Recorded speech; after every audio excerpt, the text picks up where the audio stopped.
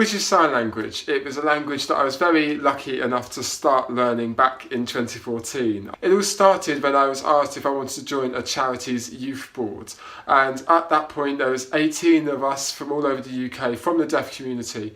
Some of them used sign language as a means to communicate. However, up until that point I wasn't really that immersed in the deaf community. Sure, there were a few people in my local area that were deaf or hard of hearing that I could speak to, but this was the first time and the first opportunity that I could properly start learning sign language. So over the course of 4 residentials, I went from being quite an awkward person that knew no sign language whatsoever to the 4th and final residential, where I was able to have a full conversation with people in British Sign Language. And I ended up learning sign language in a variety of ways, from people teaching me on the boards, to learning from dictionaries, to having lessons in classes. For me, I approached sign language with a sense of curiosity, fascination and intrigue. I thought the deaf community was such a wonderful and amazing thing that I wanted to be a part of.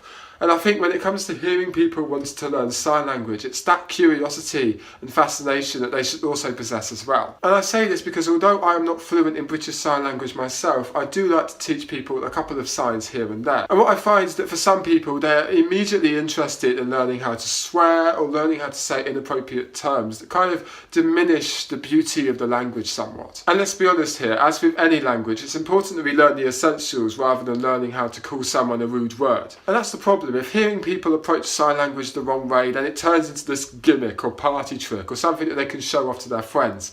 And that kind of diminishes the beauty of such a visual language and just turns it into some sort of thing that you can possess and show off to people. It just diminishes it entirely. And it's not just the use of sign language to swear that's a problem. It's also when BSL is put into popular culture in this kind of inspirational or exaggerated thing as well. That can be just as harmful. And with this comes an important question to consider.